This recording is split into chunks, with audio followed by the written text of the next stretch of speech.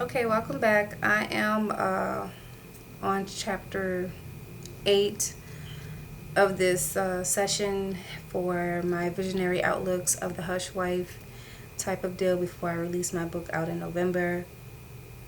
I just want y'all to know all of this is unrehearsed, unscripted. It's just really an outlook of everything going forward from my current situation so that I capture it when I'm going through it versus when the after or the unexpected or however it outcomes, because it's a little different. I noticed that with writing a book back when I actually wrote it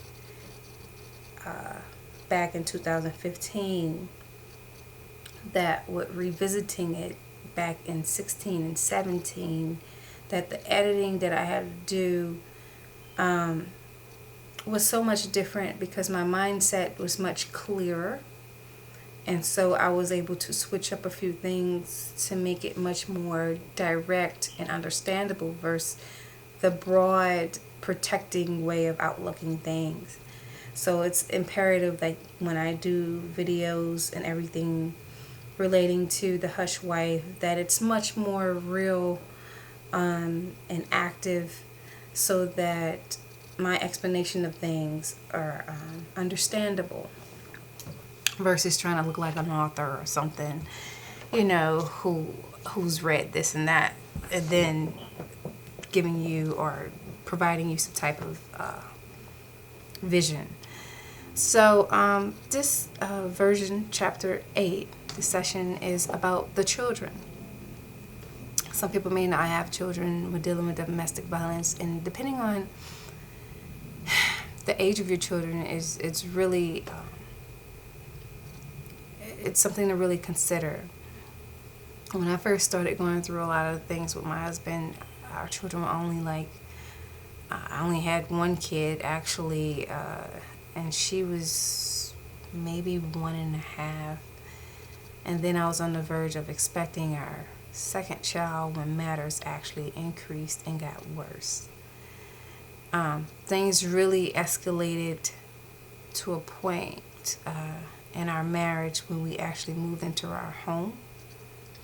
And I don't know if it's because it was much more of a private environment versus being in a townhome with neighbors right next to you, where he felt like he can do whatever he wanted to in our household. But when it came down to the kids, first we had a girl and then we had a boy. And I don't want to say the wrong thing because my children may watch this, but at the same time, it's imperative that I do say some of these things so that I guess other parents and other people or individuals that are going through these types of things understand that what they're going through is real and it's a possibility. So with our first child, it seemed like it was fine, but when we had our second child, and mind you, our children weren't like, we tried for Brianna and we had her, and then we didn't try and not try for Michael, meaning we had decided to go ahead and start to want another, desire another kid, so we didn't do anything to prevent the pregnancy or anything like that. So we kind of let God let it completely control our second pregnancy as well. So we wanted our children, so it's not like we didn't decide or discuss it prior. It's like, oops, what is this? What happened? So it's a little different. So with that being said, our son was named right after his father. Our daughter, I wanted to name her Elizabeth, but everybody was like challenging me, like, the name is so old-fashioned. I'm like, it's in the Bible, it's royal, but no one cares about that stuff. I do, but anyway. With dealing with domestic violence and your kids, it's such a bigger picture. You have little minds to think about. You have to consider how they feel, how their behaviors are going to be in school, their normal reactions to certain things like, potty training. Domestic violence affects our kids in so many ways that a lot of people don't know that that's what the cause is. Like if your kid is wetting the bed, that could be a reflection of, from your child not being able to get afraid to get up out of the room and go use the bathroom because they might be a factor in between the fights that's going on, or what. They might be afraid. It'd be fear, or being, punished for just small minor things in the household. So with that being said, excuse me, the children are, I think, some of the highest considerations on why you need to make a change and why you need to make certain decisions in your household, because it will directly affect them. If not just, definitely it's affecting you, but it's not just about you at this point. The kids are definitely going to be affected because they have to see it and go through it and eventually develop an understanding of why mommy and daddy isn't together, or etc.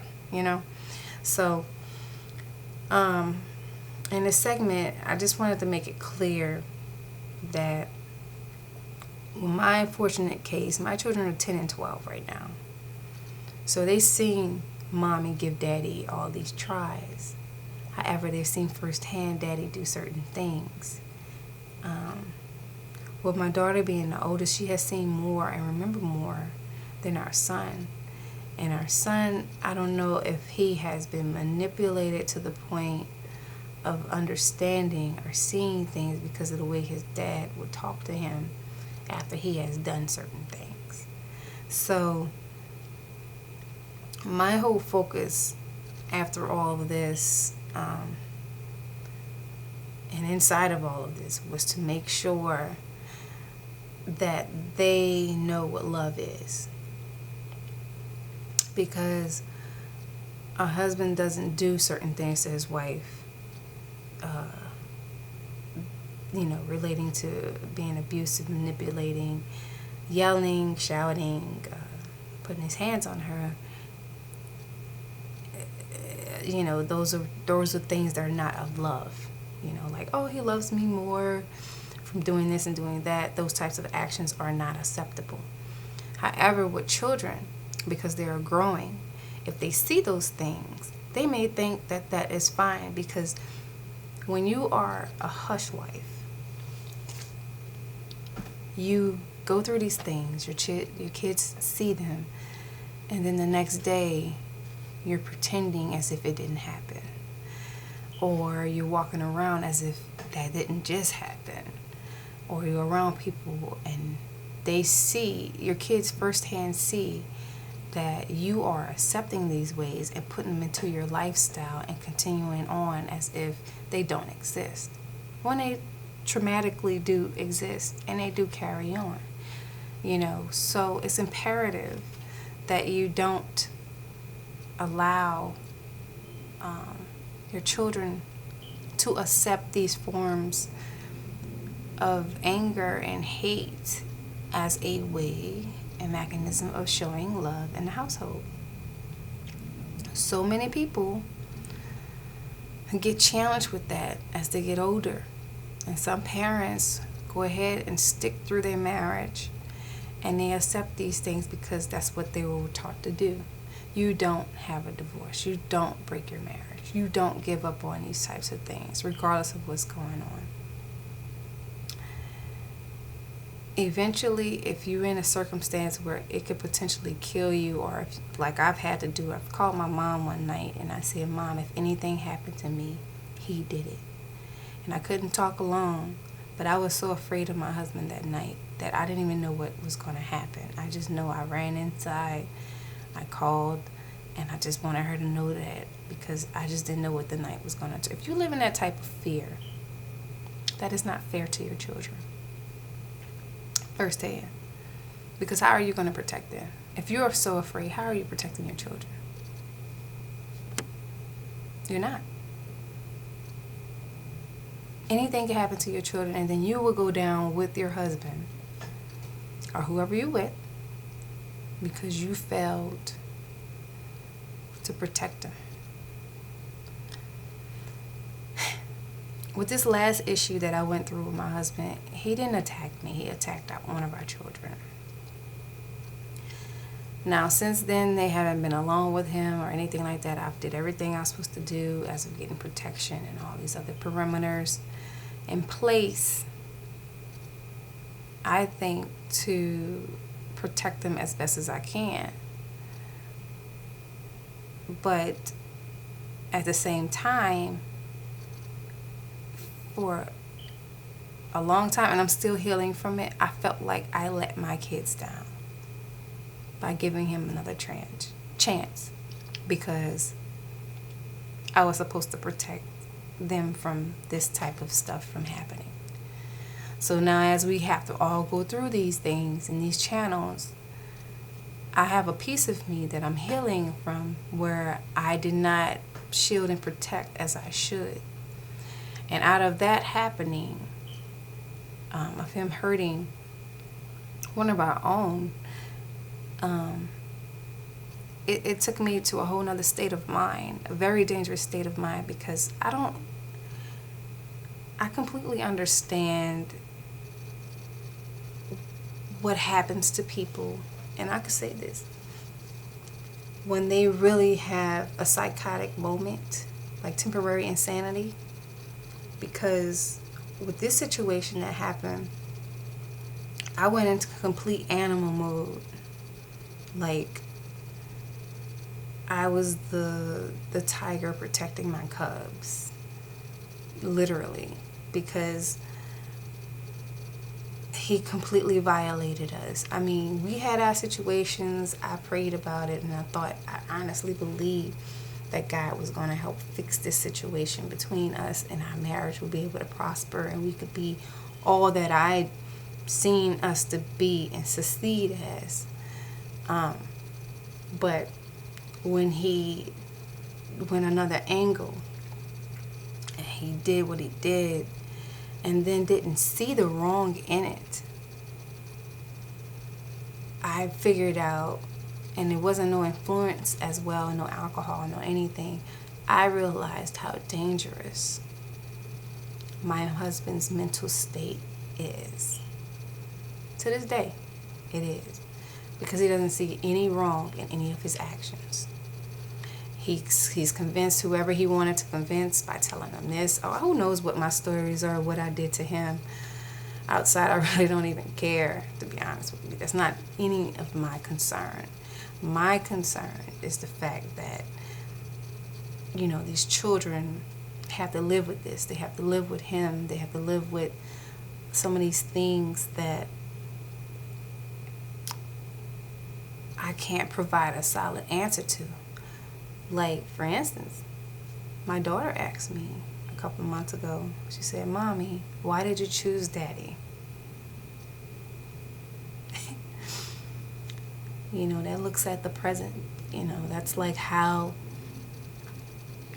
all these situations that we have been through as a family connect. And it's like, yeah, I chose this guy. You know, this guy chose me. And this is how all of us exist, you know, together as a family. I mean, yeah, so to give her an answer from that, it's like, whoa. You know, it's like a low blow, like, dang, you know, yeah, I chose this guy to be your father. I chose this guy to live and go forward with, and it's like heartbreaking, you know. But, you know, with having children, my whole focus on this segment is just to really say, you know, you have to think about the whole picture, 360 it, and really try and stay grounded for them and make decisions for them that are age appropriate. And as I reiterated in 4, you can't instill hate in them. You know, I'm not saying it's easy to do, because you have your moments where you want to be like, oh, your dad's not doing this, oh, your dad's not doing that, oh, your dad, and is this all his fault? You feel that way, but it's really not constructive. It's really not healthy for them, and you have to find ways to really say, well, your father is going through this and that, and you have to try and be positive about it. I know, pulling positive out of such a negative thing, but you have to. As I said before, it's just things you have to do in order to be constructive and to have a positive forward outlook into the future. So, this is just a brief synopsis of different pieces of my book where I elaborate on these things and how to spiritually handle these things that you go through, and how to try and keep your kids grounded. Just so you know, both of my kids are gifted. Both of our kids are gifted. Our son isn't gifted. Our daughter is in this program where she's accelerated in certain subjects, and she receives a lot of different guidance with it. And they're in activity, sports, and those things are important to keep going, to keep everybody channeled and busy while you go through these things. And sometimes you can't handle the pressure of what's going on, but it helps you stay grounded. It helps you stay structured to a degree. And if you feel overwhelmed with some of the things, cut them out.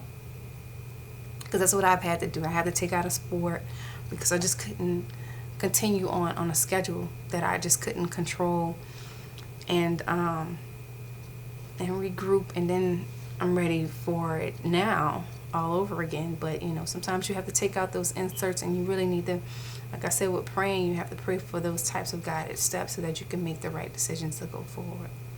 Okay, so that's all for the children, and our next segment is 9. Thank you. Peace. Star.